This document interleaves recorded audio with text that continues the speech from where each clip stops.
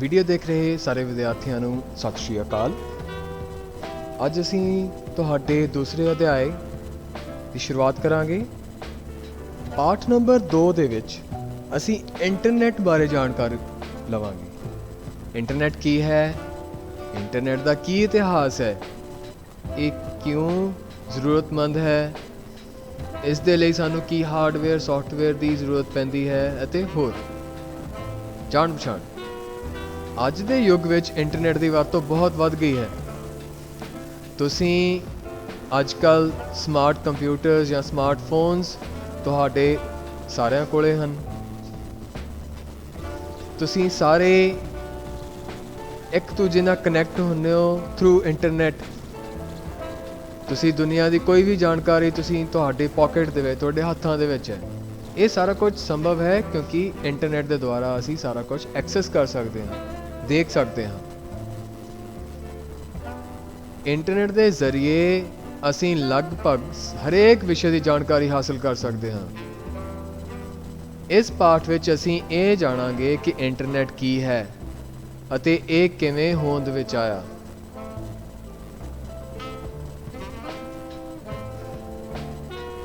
World wide web, internet ਦਾ ਦੂਸਰਾ ਨਾਮ world wide web ਵੀ ਹੈ।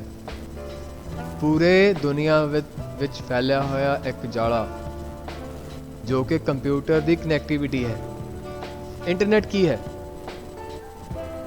ਅੱਜ ਦੇ ਸਮੇਂ ਵਿੱਚ ਇੰਟਰਨੈਟ ਮਨੁੱਖ ਨੂੰ ਬਹੁਤ ਵੱਡੀ ਦੇਣ ਹੈ। ਇਹ ਸਭ ਤੋਂ ਉੱਤਮ ਤਕਨੀਕ ਹੈ। ਇੰਟਰਨੈਟ ਨੇ ਪੂਰੀ ਦੁਨੀਆ ਸਾਡੀ ਮੁੱਠੀ ਵਿੱਚ ਸਮੇਟ ਕੇ ਰੱਖ ਦਿੱਤੀ ਹੈ। ਪੂਰੀ ਦੁਨੀਆ ਨੂੰ ਬਹੁਤ ਛੋਟਾ ਜਿਹਾ ਬਣਾ ਦਿੱਤਾ ਹੈ। ਇੰਟਰਨੈਟ ਆਪਣੇ ਨਾਮ ਦਾ ਅਰਥ ਆਪੇ ਹੀ ਦੱਸਦਾ ਹੈ। International network of computers. Computers ਦਾ ਇੱਕ ਦੂਜੇ ਨਾਲ ਜੁੜੇ ਹੋਣਾ ਇੱਕ ਨੈਟਵਰਕ ਹੁੰਦਾ ਹੈ। ਇੱਕ ਕੰਪਿਊਟਰ ਦੂਜੇ ਕੰਪਿਊਟਰ ਨੂੰ ਜੁੜਿਆ ਹੋਣਾ, ਉਸ ਨੂੰ ਅਸੀਂ ਨੈਟਵਰਕ ਆਖਦੇ ਹਾਂ। ਪਰ ਜੇ ਬਹੁਤ ਸਾਰੇ ਕੰਪਿਊਟਰਸ ਪੂਰੀ ਦੁਨੀਆ ਵਿੱਚ ਇੱਕ ਦੂਜੇ ਨਾਲ ਜੁੜੇ ਹੋਏ ਹਨ ਤਾਂ ਉਹਨਾਂ ਨੂੰ ਇੰਟਰਨੈਸ਼ਨਲ ਨੈਟਵਰਕ ਆਖਦੇ ਹਨ। ਪੂਰੀ ਦੁਨੀਆ ਦਾ ਇੰਟਰਨੈਸ਼ਨਲੀ ਆਫ ਕੰਪਿਊਟਰਸ। ਇੰਟਰਨੈਟ ਨੂੰ ਨੈਟਵਰਕ ਆਫ ਨੈਟਵਰਕਸ ਵੀ ਕਿਹਾ ਜਾਂਦਾ ਹੈ। ਮਤਲਬ ਛੋਟੇ ਛੋਟੇ ਨੈਟਵਰਕਸ ਮਿਲ ਕੇ ਵੀ ਇੱਕ ਦੂਜੇ ਨਾਲ ਜੁੜੇ ਹੁੰਦੇ ਹਨ। ਇੰਟਰਨੈਟ ਦਾ ਇਤਿਹਾਸ। ਇੰਟਰਨੈਟ 1969 ਵਿੱਚ ਜਦੋਂ ਆਦਮੀ ਨੇ ਚੰਦ ਤੇ ਕਦਮ ਰੱਖਿਆ, ਯੂਨਾਈਟਿਡ ਸਟੇਟਸ ਸੁਰੱਖਿਆ ਵਿਭਾਗ, US defence, USA defence, United States of America, ਉਹਦੇ ਡਿਫੈਂਸ ਨੇ ਇੱਕ ਖੋਜ ਐਡਵਾਂਸ ਰਿਸਰਚ ਪ੍ਰੋਜੈਕਟ ਏਜੰਸੀ ਦੀ ਸਥਾਪਨਾ ਕੀਤੀ। ARPANET, ARPANET, advance research project agency network.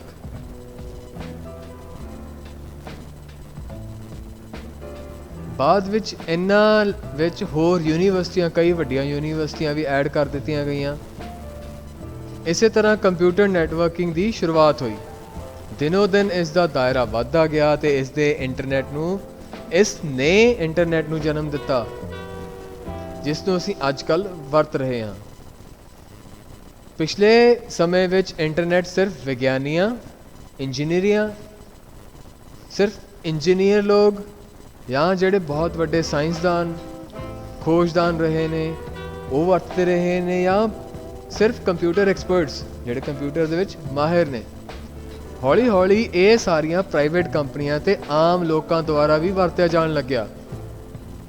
ਤੇ ਅੱਜ ਦੇ ਦੌਰ ਦੇ ਵਿੱਚ ਤੁਸੀਂ ਹਰ ਸਿਵਿਲੀਅਨ ਜਾਂ ਜਿਹਨੂੰ ਕਹਿੰਦੇ ਆ ਹਰ ਆਮ ਆਦਮੀ ਇਸ ਦੀ ਵਰਤੋਂ ਕਰਦਾ ਹੈ, ਜੋ ਕਿ ਕਿਤੇ ਸਿਰਫ ਇੱਕ ਡਿਫੈਂਸ ਮਹਿਕਮੇ ਵੱਲੋਂ ਤਿਆਰ ਕੀਤਾ ਗਿਆ ਸੀ।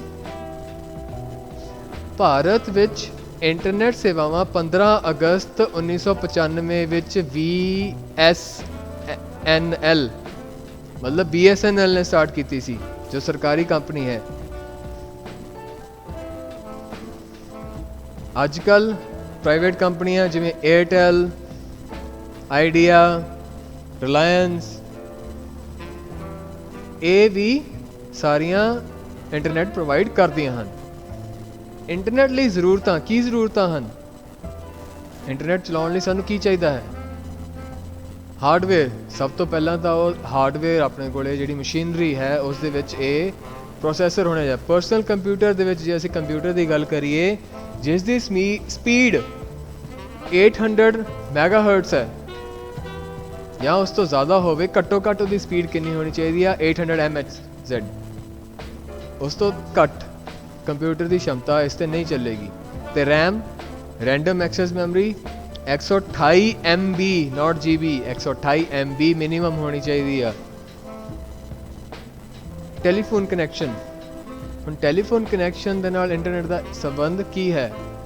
ਬਿਕੋਜ਼ ਤੁਹਾਨੂੰ ਇੰਟਰਨੈਟ ਸੁਵਿਧਾ ISP ਤੁਹਾਡਾ ਇੰਟਰਨੈਟ ਸਰਵਿਸ ਪ੍ਰੋਵਾਈਡਰ ਜੋ ਕੰਪਨੀ ਦਾ ਇੰਟਰਨੈਟ ਜਾਂ ਟੈਲੀਫੋਨ ਨੈਟਵਰਕ ਹੈ ਉਹੀ ਪ੍ਰੋਵਾਈਡ ਕਰਦਾ ਹੈ। ਕੰਪਿਊਟਰ ਦੇ ਵਿੱਚ ਮੋਡਮ ਵੀ ਹੋਣਾ ਜ਼ਰੂਰੀ ਹੈ ਤੇ ਤੁਹਾਡਾ ਕੰਪਿਊਟਰ TCP/IP ਪ੍ਰੋਟੋਕੋਲਸ ਦੇ ਨਿਯਮਾਂ ਅਨੁਸਾਰ ਚੱਲਣਾ ਚਾਹੀਦਾ ਹੈ। Software, Windows XP, Windows 7, Windows 8, Linux ਇਹਦੀਆਂ ਐਗਜ਼ਾਮਪਲਸ ਹਨ। ਤੁਹਾਡੇ ਫੋਨ ਦੇ ਵਿੱਚ Android ਆਪਰੇਟਿੰਗ ਸਿਸਟਮ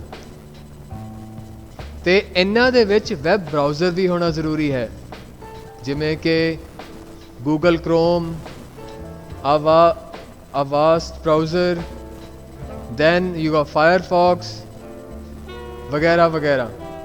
ਇੰਟਰਨੈਟ ਅਤੇ ਨੈਟਵਰਕ ਦੁਆਰਾ ਕੀਤੇ ਕੰਮ, ਨੈਟਵਰਕ 2 ਜਾਂ 2 ਤੋਂ ਵੱਧ ਕੰਪਿਊਟਰ ਦਾ ਸੁਮੇਲ ਤੋਂ ਬਣਿਆ ਹੈ। ਜੇਕਰ 2 ਜਾਂ 2 ਤੋਂ ਵੱਧ ਨੈਟਵਰਕ ਆਪਸ ਵਿੱਚ ਜੁੜਦੇ ਹਨ ਤਾਂ ਇਹ ਇੰਟਰ ਨੈਟਵਰਕਿੰਗ ਬਣ ਜਾਂਦੇ ਹਨ। ਇੰਟਰਨੈਟ ਮਤਲਬ ਇੱਕ ਦੂਜੇ ਨਾਲ ਹੋਰ ਜੁੜ ਜਾਂਦੇ ਹਨ। ਇਹ ਇਸ ਦੀ ਐਗਜ਼ਾਮਪਲ ਹੈ। ਕਈ ਤਰ੍ਹਾਂ ਦੇ ਪ੍ਰੋਟੋਕੋਲਸ ਹੁੰਦੇ ਹਨ। ਇਹ ਇੱਕ ਸਰਵਰ ਕਈ ਕੰਪਿਊਟਰਸ ਨੂੰ ਕਮਾਂਡ ਦੇ ਸਕਦਾ ਹੈ। ਇਹ ਇੱਕ ਪੋਰਸ਼ਨ ਕਈ ਕੰਪਿਊਟਰਸ ਨਾਲ ਹੋਰ ਵੀ ਅੱਗੇ ਜੁੜਿਆ ਹੋ ਸਕਦਾ ਹੈ। ਨੈਟਵਰਕ ਆਫ ਨੈਟਵਰਕਸ, ਦੁਨੀਆ ਦੀਆਂ ਖਬਰਾਂ ਅਤੇ ਜਾਣਕਾਰੀ, ਤੁਸੀਂ ਘਰੇ ਬੈਠੇ ਦੁਨੀਆ ਦੇ ਹਰ ਕੋਨੇ ਦੀ ਜਾਣਕਾਰੀ ਲੈ ਸਕਦੇ ਹੋ। ਕਲਾ ਅਤੇ ਮਨੋਰੰਜਨ ਦਾ ਸਾਧਨ, ਕਿਸੇ ਵੀ ਤਰ੍ਹਾਂ ਦੇ ਗਾਣੇ ਵੀਡੀਓ ਤੁਸੀਂ ਦੇਖ ਸਕਦੇ ਹੋ, ਗੇਮਸ ਖੇਲ ਸਕਦੇ ਹੋ।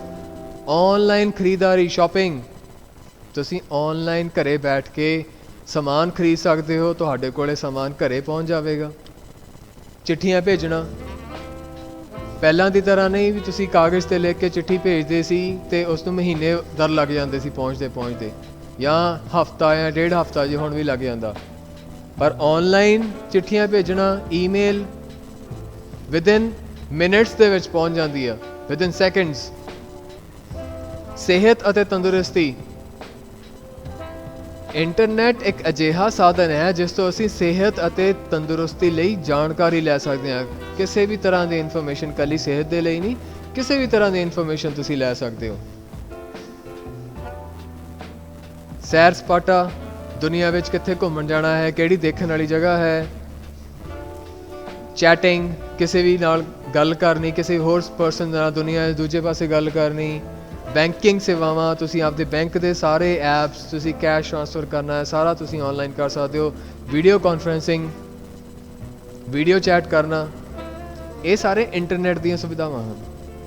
ਇੰਟਰਨੈਟ ਕਨੈਕਸ਼ਨ, ਅੱਜ ਦੇ ਸਮੇਂ ਵਿੱਚ laptop, personal computer, mobile phone ਵਿੱਚ ਇੰਟਰਨੈਟ ਨਾਲ ਜੋੜਨ ਦੇ ਕਈ ਤਰੀਕੇ ਹਨ।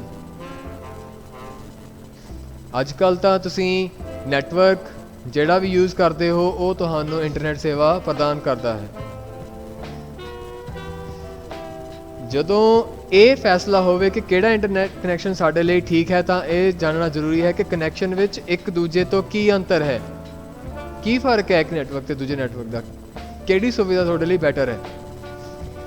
ਇੰਟਰਨੈਟ ਕਨੈਕਸ਼ਨ ਦੀਆਂ ਕਿਸਮਾਂ, ਸਟਾਰਟਿੰਗ ਦੇ ਵਿੱਚ ਜਦੋਂ ਇੰਟਰਨੈਟ ਦੀ ਇਜਾਦ ਹੋਇਆ ਤਾਂ ਪਹਿਲਾਂ ਡਾਇਲ ਅਪ ਕਨੈਕਸ਼ਨ ਹੁੰਦੇ ਸੀ। ਕੰਪਿਊਟਰ ਨਾਲ ਤੁਹਾਡੇ ਐਕਸਚੇਂਜ ਤੋਂ ਇੱਕ ਵਾਇਰ ਆਉਂਦੀ ਹੁੰਦੀ ਸੀ ਫੋਨ ਵਾਲੀ, ਉਹ ਫੋਨ ਦੀ ਵਾਇਰ ਸਿੱਧੀ ਕੰਪਿਊਟਰ ਦੇ ਮੋਡਮ ਦੇ ਵਿੱਚ ਲੱਗਦੀ ਹੁੰਦੀ ਸੀਗੀ ਅਤੇ ਉਸ ਤੋਂ ਇੱਕ ਡਾਇਲ ਅਪ ਓਪਨ ਬਾਕਸ ਖੋਲ੍ਹਦਾ ਹੁੰਦਾ ਸੀ ਜਿਸ ਤੋਂ ਅਸੀਂ ਯੂਜ਼ਰ ਨੇਮ ਐਂਡ ਪਾਸਵਰਡ ਭਰ ਕੇ ਉਸ ਨੂੰ ਡਾਇਲ ਅਪ ਕਰਦੇ ਹੁੰਦੇ ਸੀ। ਉਸ ਨੂੰ ਡਾਇਲ ਅਪ ਕਨੈਕਸ਼ਨ ਕਹਿੰਦੇ ਹਨ।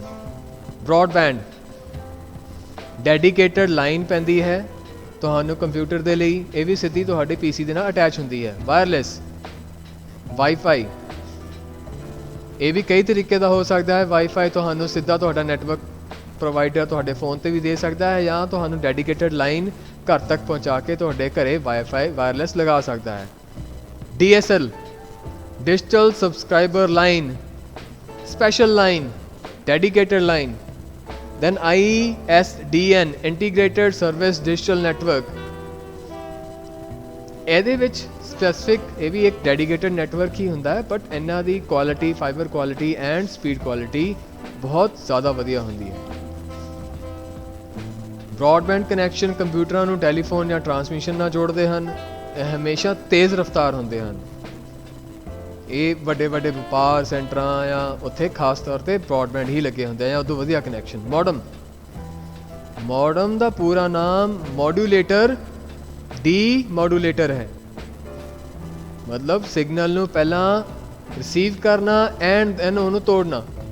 ਮੋਡਮ ਇੱਕ ਅਜਿਹਾ ਯੰਤਰ ਜਾਂ ਪ੍ਰੋਗਰਾਮ ਹੈ ਜਿਸ ਦੁਆਰਾ ਕੰਪਿਊਟਰ ਟੈਲੀਫੋਨ ਜਾਂ ਕੇਬਲ ਦੀਆਂ ਲਾਈਨਾਂ ਦੁਆਰਾ ਡਾਟਾ ਦਾ ਸੰਚਾਰ ਕਰਦਾ ਹੈ। ਮੈਂ ਤੁਹਾਨੂੰ ਪਹਿਲਾਂ ਵੀ ਦੱਸਿਆ ਸੀ, ਕੇਬਲ ਦੇ ਥਰੂ ਨੈਟਵਰਕ ਜਾਂ ਤਾਰ ਦੇ ਥਰੂ ਜਿਹੜਾ ਨੈਟਵਰਕ ਆਉਂਦਾ ਉਹ ਮੋਡਮ ਦੇ ਵਿੱਚ ਤਾਰ ਲੱਗਦੀ ਹੁੰਦੀ ਆ ਉਸ ਪੋਰਟ ਦੇ ਵਿੱਚ ਜਿੱਥੇ ਮੋਡਮ ਇਜਾਜ਼ਤ ਦਿੰਦਾ। ਦੈਨ ਮੋਡਮ ਦਾ ਕੰਮ ਇਹ ਹੁੰਦਾ ਕਿ ਜਿਹੜਾ ਉਹ ਸਿਗਨਲ ਆ ਰਿਹਾ ਵਾ ਉਹਨੂੰ ਪੈਕਟਸ ਦੇ ਵਿੱਚ ਕਿਵੇਂ ਰਿਸੀਵ ਕਰਨਾ, ਚੰਗੀ ਤਰ੍ਹਾਂ ਉਸ ਨੂੰ ਕੰਪਿਊਟਰ ਤੱਕ ਅੱਗੇ ਪਹੁੰਚਾਉਣਾ, ਇਸ ਤਰ੍ਹਾਂ ਦਾ। This is your current modem.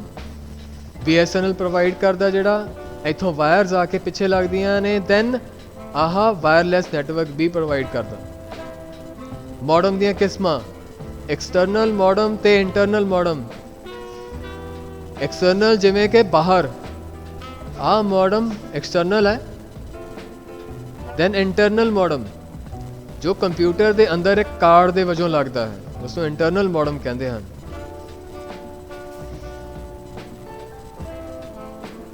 C uh external modem लग्या होया ते आ इंटरनल मॉडम है जो PC के अंदर ही फिट होता है मदरबोर्ड के विच। मॉडम की स्पीड ਇਹ ਵੀ ਬਹੁਤ ਜ਼ਰੂਰੀ ਹੈ ਕਿ ਤੁਹਾਡਾ ਮੋਡਮ ਅੱਗੇ ਕਿੰਨੀ ਟਰਾਂਸਮਿਸ਼ਨ ਰੇਟ ਦਿੰਦਾ ਹੈ। ਧੀਮੀ ਰਫ਼ਤਾਰ ਦੇ ਮੋਡਮ ਮੈਸੇਜ ਭੇਜਣ ਅਤੇ ਪ੍ਰਾਪਤ ਕਰਨ ਵਿੱਚ ਜ਼ਿਆਦਾ ਸਮਾਂ ਲਗਾਉਂਦੇ ਹਨ। ਜੇਕਰ ਦੋਹਾਂ ਟਰਾਂਸਮਿਸ਼ਨ ਕੰਪਿਊਟਰ ਦੇ ਮੋਡਮ ਦੀ ਰਫ਼ਤਾਰ ਅਲੱਗ ਹੋਵੇਗੀ ਤਾਂ ਫਾਈਲਾਂ ਨੂੰ ਇੰਟਰਨੈਟ ਤੋਂ ਕਾਪੀ ਹੋਣ ਦੇ ਲਈ ਬਹੁਤ ਸਮਾਂ ਲੱਗ ਜਾਏਗਾ। ਇਸੇ ਕਰਕੇ ਮੋਡਮ ਦੀ ਰਫ਼ਤਾਰ, ਜ਼ਿਆਦਾਤਰ ਮੋਡਮ ਦੀ ਰਫ਼ਤਾਰ 28.8 kbps ਹੁੰਦੀ ਹੈ, ਕਿਲੋਬਾਈਟਸ ਪਰ ਸੈਕਿੰਡ। ਤੁਸੀਂ ਇਹ ਟਰਮ ਵੀ ਸੁਣੀ ਹੋਏਗੀ 56 kbps। ਇਹ ਸਾਰੀ ਸਪੀਡ ਦੇ ਨਾਲ ਰਿਲੇਟਡ ਟਰਮਸ ਹਨ। ਇੰਟਰਨੈਟ ਸਰਵਿਸ ਪ੍ਰੋਵਾਈਡਰ ISP ਕੌਣ ਹੁੰਦਾ ਹੈ? ਜਿਹੜਾ ਤੁਹਾਨੂੰ ਇੰਟਰਨੈਟ ਸੁਵਿਧਾ ਪ੍ਰਦਾਨ ਕਰਵਾਉਂਦਾ ਹੈ। ਇੰਟਰਨੈਟ ਸਰਵਿਸ ਪ੍ਰੋਵਾਈਡਰ ਭਾਵ ਹੈ ਉਹ ਕੰਪਨੀ ਜੋ ਸਾਨੂੰ ਇੰਟਰਨੈਟ ਦੀ ਸੁਵਿਧਾ ਪ੍ਰਦਾਨ ਕਰਦੀ ਹੈ। ਫॉर ਐਗਜ਼ਾਮਪਲ ਅੱਜ ਕੱਲ੍ਹ ਏਅਰਟੈਲ, ਵੋਡਾਫੋਨ, ਜੀਓ, BSNL ਆਦਿ। ਇਸ ਤੋਂ ਲਈ ਅਸੀਂ ਯੂਜ਼ਰ ਨੇਮ ਐਂਡ ਪਾਸਵਰਡ ਬਣਾ ਸਕਦੇ ਹਾਂ, ਪੈਕੇਜਸ ਲੈ ਸਕਦੇ ਹਾਂ। ਅਲੱਗ-ਅਲੱਗ ਇਹਨਾਂ ਦੇ ਡਾਟਾ ਸਪੀਡ ਹੁੰਦੇ ਹਨ, ਲਿਮਿਟਸ ਹੁੰਦੀਆਂ ਹਨ, ਪੈਕੇਜਸ ਹੁੰਦੇ ਹਨ ਕਿ ਤੁਸੀਂ ਕਿੰਨਾ ਡਾਟਾ ਯੂਜ਼ ਕਰਨਾ ਹੈ। ਇਹ ਸਾਰਾ ISP ਦੇ ਅਲੱਗ ਤੋਂ ਹੁੰਦਾ ਹੈ। IAP ਇੰਟਰਨੈਟ ਐਕਸੈਸ ਪ੍ਰੋਵਾਈਡਰ, ਇਹਦੇ ਵਿੱਚ ਕੀ ਫਰਕ ਹੈ? ISP ਨੂੰ ਇੰਟਰਨੈਟ ਐਕਸੈਸ ਪ੍ਰੋਵਾਈਡਰ ਵੀ ਕਿਹਾ ਜਾਂਦਾ ਹੈ।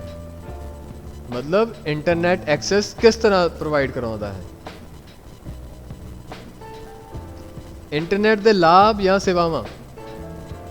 अज के तकनीकी संसार विच इंटरनेट द्वारा बहुत सारिया सुविधावां प्रदान कीतियां जांदियां हन, जिस विच ईमेल, जिस द्वारा असी अपने दोस्तां अते परिवारिक मैंबरां अते सहकर्मियां नाल मेल जोल कर सकते हाँ, जो कि असी उत्ते पढ़िया है।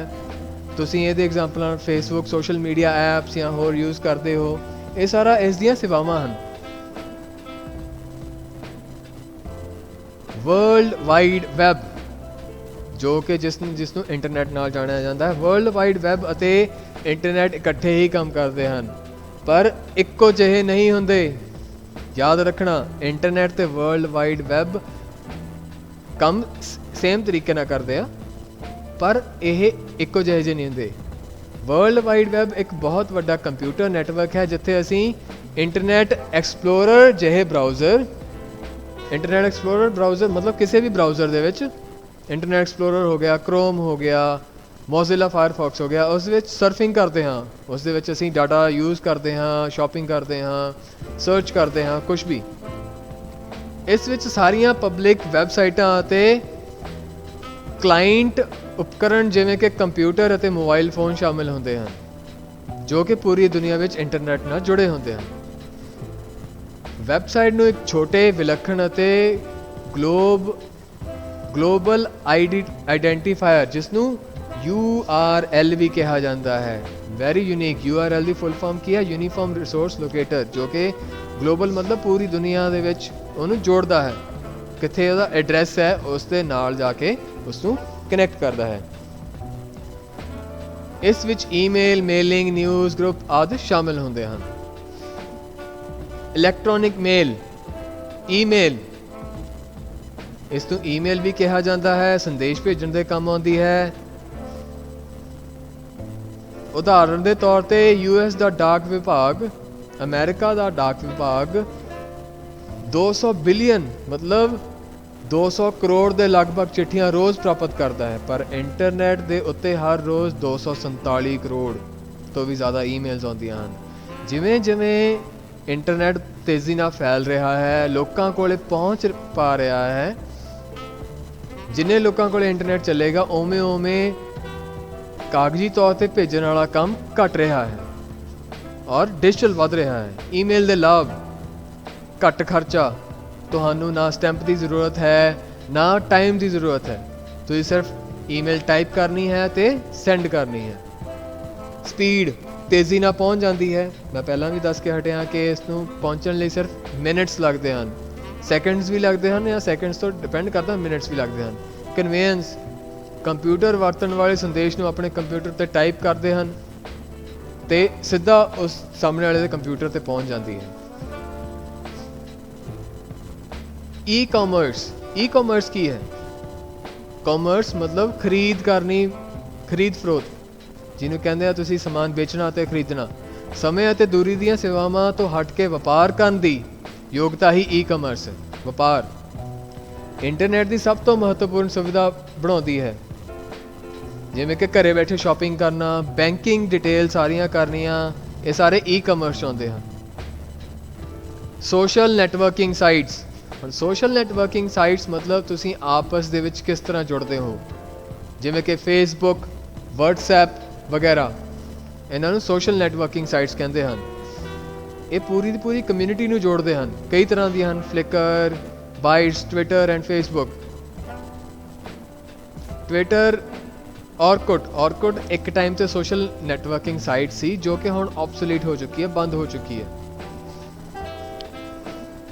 ਵੀਡੀਓ ਕਾਨਫਰੰਸਿੰਗ, ਤੁਸੀਂ ਘਰੇ ਬੈਠੇ ਹੀ ਕਿਸੇ ਨਾਲ ਵੀ ਐਜ਼ ਏ ਵੀਡੀਓ ਸਾਹਮਣੇ ਸਾਹਮਣੇ ਹੋ ਕੇ ਗੱਲ ਕਰ ਸਕਦੇ ਹੋ। ਚੈਟਿੰਗ, ਚੈਟ ਕਰ ਸਕਦੇ ਹੋ।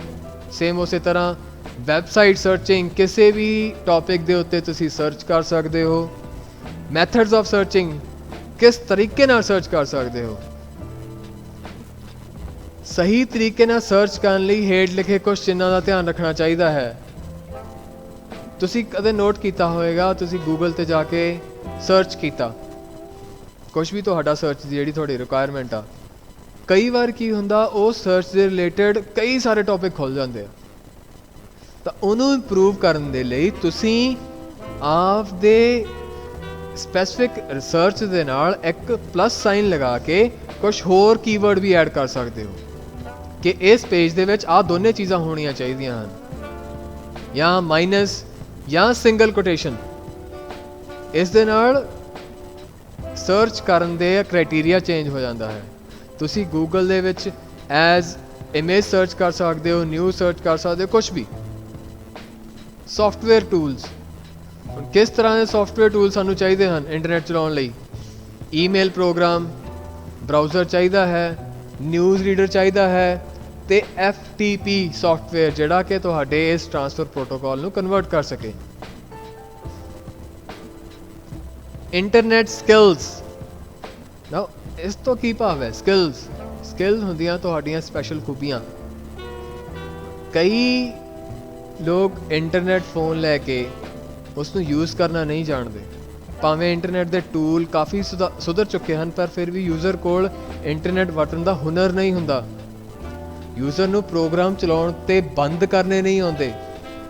ਮੈਨਿਊ ਕਿੱਥੋਂ ਖੋਲ੍ਹਣਾ ਹੈ, ਉਹਨੂੰ ਪ੍ਰਿੰਟ ਕਿੱਥੋਂ ਕਰਨਾ ਹੈ, ਟਾਈਪਿੰਗ ਕਿਸ ਤਰ੍ਹਾਂ ਵਧੀਆ ਚੇਂਜ ਤਰੀਕੇ ਨਾਲ ਕੀਤੀ ਜਾਂਦੀ ਹੈ, ਇਸ ਨੂੰ ਹੁਨਰ ਕਹਿੰਦੇ ਹਨ। ਵੈਬ ਬਰਾਊਜ਼ਿੰਗ ਦੇ ਵਿੱਚ ਤੁਸੀਂ ਕਿਹੜਾ ਵੈਬ ਬਰਾਊਜ਼ਰ ਯੂਜ਼ ਕਰਨਾ ਹੈ, ਕਿਸ ਤਰੀਕੇ ਨਾਲ ਯੂਜ਼ ਕਰਨਾ ਹੈ, ਉਹ ਵੀ ਪਤਾ ਹੋਣਾ ਚਾਹੀਦਾ ਹੈ। ਵੈਬ ਬਰਾਊਜ਼ਰ ਦੀ examples internet explorer, Mozilla Firefox, chrome, ਆਵਾਜ਼ ਬਰਾਊਜ਼ਰ ਐਟਸੈਟਰਾ, ਇਹ ਸਾਰੇ ਵੈਬ ਬਰਾਊਜ਼ਰਸ ਹਨ। ਇਸ ਦੇ ਨਾਲ ਹੀ ਤੁਹਾਡਾ ਇਹ ਚੈਪਟਰ ਖਤਮ ਹੁੰਦਾ ਹੈ। ਜੇ ਕਿਸੇ ਨੂੰ ਕੋਈ ਸਵਾਲ ਹੋਵੇ ਤਾਂ ਮੈਥੋਂ ਪੁੱਛ ਸਕਦੇ ਹੋ। ਧੰਨਵਾਦ।